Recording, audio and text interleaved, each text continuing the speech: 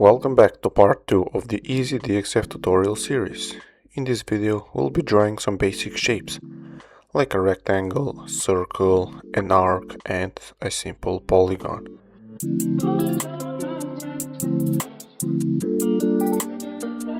We are going to start with the add LW polyline method to draw our rectangle.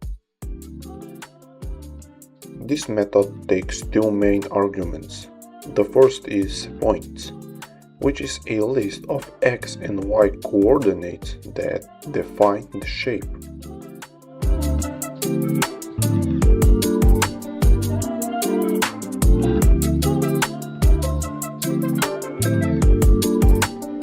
The second argument is close, which controls whether the last point connects back to the first. When close is set to true, ezdxf automatically closes the shape.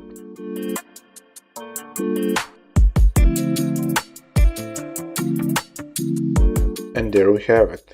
We just created a simple rectangle using a lightweight polyline in ezdxf. Next, I'll create a space variable and set it to 200. This will help us add some spacing between the shapes so everything doesn't overlap. Next, we will draw a circle with the method addCircle that takes two main arguments. The first is the center point of the circle, defined by x and y coordinates. The second argument is the radius, which controls the size of the circle.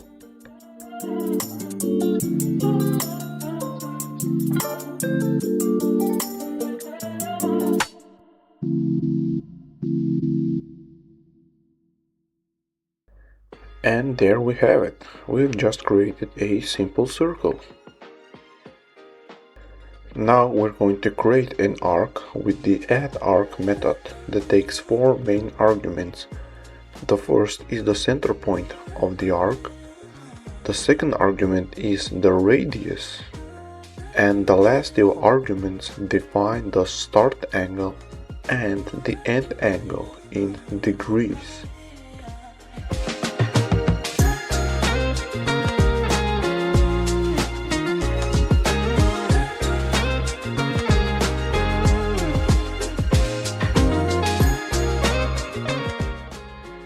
And there we go, an arc has been created.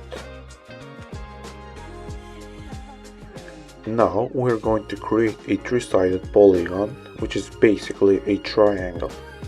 We do this by defining 3 points and connecting them using a lightweight polyline.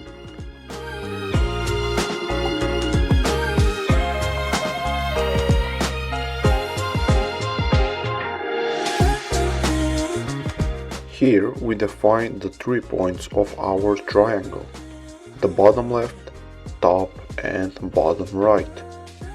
These coordinates tell ezdxf exactly where each corner goes, and it automatically connects them in order to form the triangle.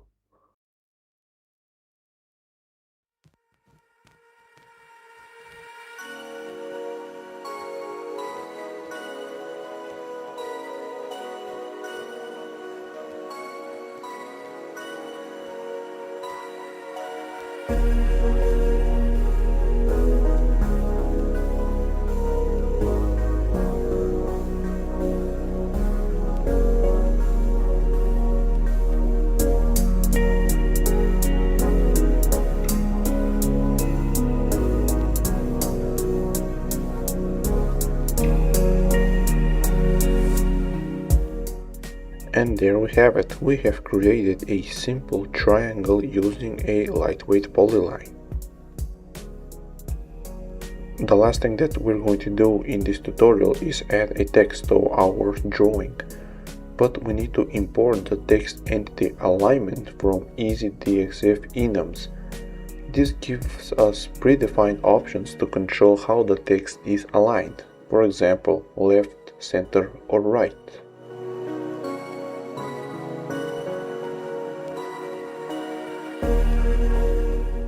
Here we create the text entity using addText method.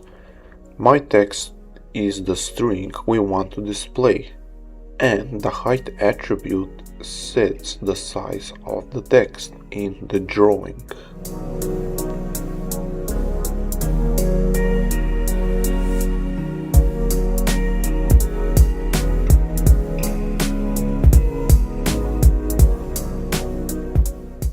Finally, we place the text in the drawing using the setPlacement method.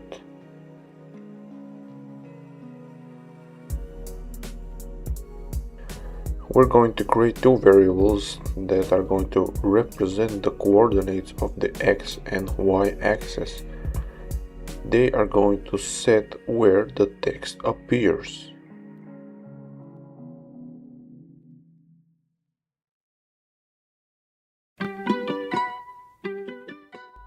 And a line is going to be equal to text entity alignment dot center. This makes sure that the text is centered at the position.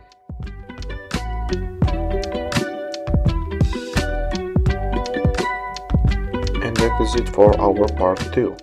We've drawn multiple shapes: a rectangle, a circle, an arc, and a triangle, and added a text label to keep everything clear. And that is it. Thanks for watching, and I'll see you in part 3.